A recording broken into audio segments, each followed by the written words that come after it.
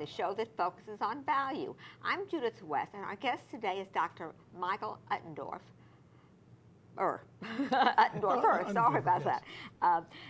Dean of the School of Education at New York Institute of Technology, right? Correct. Okay. Sorry about that. I was so busy practicing, I forgot the Anyway, what brings you here is an article, actually it was a letter to the editor that I wrote that you responded to, an article about homework. And the point of view of the article was that there's just too much homework. And your response was? I was very happy to see that school districts are actually starting to take a look at the issue of homework and how much we're loading onto students without any real research behind its effectiveness. How much is enough? Does anybody know? Well, there are some guidelines that have been presented. The National PTA Board has come up with some guidelines based on grade level. Some of the researchers have come up with, they call it the 10-minute rule. 10 minutes per grade level. So in first grade, you should get 10 minutes per night. In second grade, 20 minutes per night.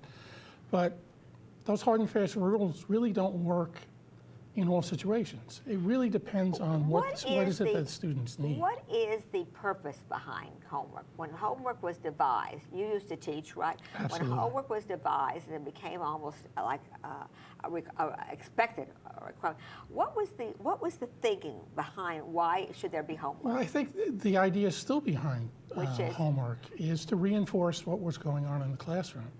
But many of the activities that students get for homework are practicing the same thing they've already learned. But isn't there some virtue in that, Dr. Uttendorfer? Should I call you Dr. Uttendorfer? Michael. What isn't there some virtue? Doesn't practice make perfect? Practice does help in certain situations, but skills? For basic skills, for example, I think every student should know their times tables. They should understand their addition. Automatically, right, by practicing. Yeah, right. I mean, you should be able to do some things in your head. I mean, most things that people do of today's generation are done off a computer, even simple things like 10 times 10 or something. Right. So I think it's important that the activities that students have in their evening practice is something to help build understanding rather than practice the same thing that they've done. I have 7 grandchildren and 5 of them live 2 doors away. So I see a lot of the things that they bring home. And too often it's repetition of the same thing. If I am, for example, given 5 practice exercises and I've gotten them all right, why do I need to do 45 more? They've demonstrated the ability to be able to do those kinds of things. And too often the homework is just practice rather than building new skills. And I think we need to take a look at what we're doing to train teachers. I'm sure when you went through your teacher education programs, we were taught in our methods course how to devise curriculum, but there wasn't a lot of emphasis placed on creating homework activities that were important to help students learn. But does anybody, are homework assignments supervised, or are they just given out willy-nilly between the teacher and the classrooms? Very much the decision on what to give for homework is based on what the teacher feels is important. And I think that's part of the problem that we have. We need to look beyond that and look at more of what does the student need rather than giving the same thing to every student in the class. I mean, I know just from friends and friends' children, my own, that, I mean, some kids, they get very elaborate projects that require professional, parents and professionals are hired to, and there's such a thing called homework tutors. Right. Did you know that? Oh, yes, yes. I mean, what's the virtue? It's really not unusual nowadays because parents feel overwhelmed with the amount of work that students are getting. Especially if they're working too. Yes, and we, in education, we try to encourage parent involvement. Right. But it has to be at a level that the parents can work with, and also we need to do something more to help parents be able to help their children. Well, I mean, there are instances where social activities, even parents, cannot be accomplished because they have to stay home because Johnny or Janie has a big paper due or a big project due, and they have to stay home with the kids to do it. And too often, that's the first question that the children get when they come home. How much homework do you have tonight? Yeah. Because the rest of the evening needs to be planned around there's that. no gap. Get started now so you're done before dinner, so that when you have dinner, so they no sooner get home and there's not a gap or a rest. Start your homework now so you'll be done. Right. Yeah. Right. And really, it's not giving the opportunity for students to wind down a little bit after school, go out and run around and have some physical activity. You know, Michael, the other side of the coin is parents say, in the real world, you know, it's not you don't get a gap from working and then you can rest. In the real world, if you're productive, you have, you may not have a typical 9 to 5 day, and you may have to do weekend work, and you may have to do work till the project length, and you may have to. And anyway, don't kids live a pretty entitled life anyway? And isn't it a good idea to have them have to face a responsibility that they have to do when they get home on their own? And what's so bad about learning how to face a responsibility and sticking with it? There's nothing wrong with that, but homework is not the answer to do that. I mean, yes, there are you have to take responsibility for the things that are required. But if you think about the 6.5 hours that students spend in school a day, and now with many of the students, we're adding 3 or 4 hours of extra homework, that's like working a second shift almost. And yes, it's important that students develop that sense of responsibility and the management of their own time. But I think we're placing the burden on students way too early. The amount of homework that elementary students are getting now has accelerated so dramatically because schools are worried about how they're going to perform on the tests. Well, I think probably, would you say that the volume in homework has directly increased proportionate to the stress on testing? Absolutely. That's a major focus. And the answer still is not homework. Giving students practice on the same thing that they've already done in school doesn't necessarily produce better results. After that article, I got some comments, feedback from people who had looked at the article and said, I'm way off base. And I wanted to make sure my facts were correct. Oh, that you were off base. That I was off base, saying that students don't need to do all that homework, and it's not excessive. I actually had somebody write a message back to me. That was the quote. I think if you polled parents, I think that parents many of them might say, this is exactly what the kids need. They need to learn more, learn harder. We're in a very difficult economy. We're losing our emphasis in the world. So why not work harder? But studies don't bear that out. If you look at the amount of homework, if you look at studies that have been done on the amount of homework given to elementary students, the amount of homework has no significant difference on their ability to perform. So that's not the volume of homework has no relationship to the achievement? That's absolutely right. Really? There's not a single study out there that will give that type of credence or correlation of the time spent to their actual performance. All right, well, you're Dean of the School of Education, okay, at New York Institute of Technology. What do you tell the students that are learning how to become teachers under your watch?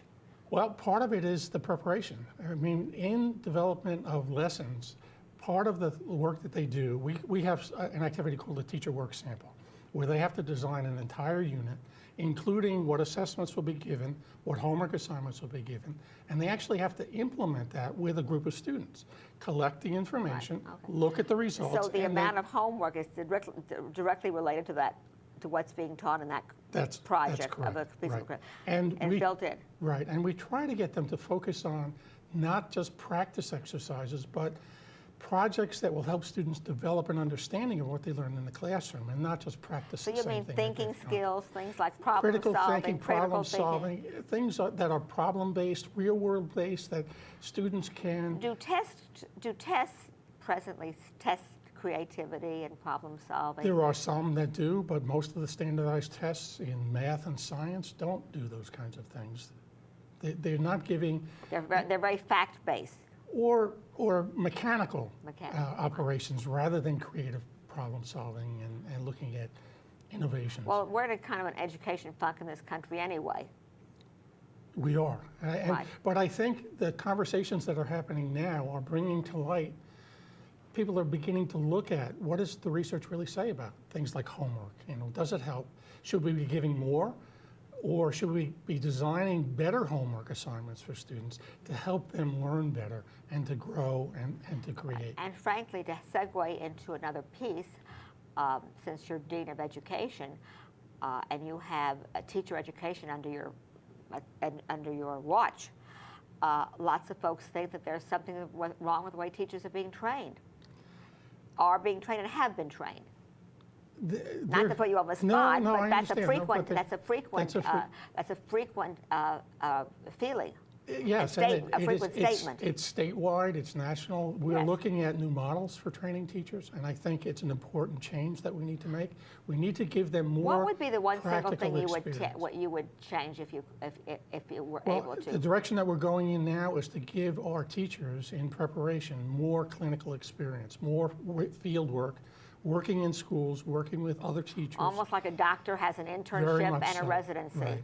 The clinical model that's being... well, there is student teaching with that. Maybe that's not enough. But it really isn't. That's 15 weeks in a very controlled setting. You've got a cooperating teacher that you rely on for guidance. It's very different than coming in and doing things for yourself. You have a big burden. We do. Dr. Uttendorfer, We you do. have a big burden. Yeah. And this is a bad time for the teacher occupation in general. Yes. There are very few jobs around. Right. It's difficult to recruit new students into the profession. And teaching does not have the respect. I mean, at one time in my career, I taught, and I have to tell you, when I taught at a school for the gifted. I taught at a school with gifted kids. And I must tell you, when I taught, and I walked across the street into a restaurant or something, the waters parted. I mean, parents respected me. And I think now you're lucky if you can get across there without having a tomato thrown at you or something. Right.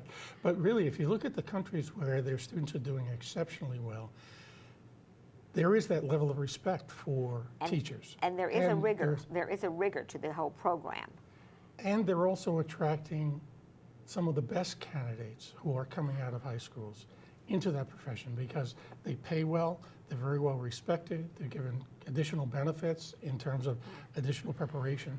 But along with that, not to rain on the topic we had of homework, if you think about a country like Singapore, which is very close to the top in education, even schools in this country that are special schools for teaching Mandarin Chinese or teaching Hebrew, there is a rigor. There's a definite rigor to the amount of time spent by the students and to the quality and volume of the work. Right. I mean, the anti-homework side is not just a free-for-all, do whatever you want. No. I want to be clear about that. Absolutely. The movement in the homework area now is around looking at ways to develop better work for the students rather than more, because more doesn't produce the results. Better quality assignments. All right. Well, you have a very interesting point of view, and as you say, we're lucky now that there's a lot of conversation about this. Yes. Thank you so much for being on the show. Thank you. It was my pleasure. I'm Judith West. You're watching Getting Your Money's Worth. Thanks for watching.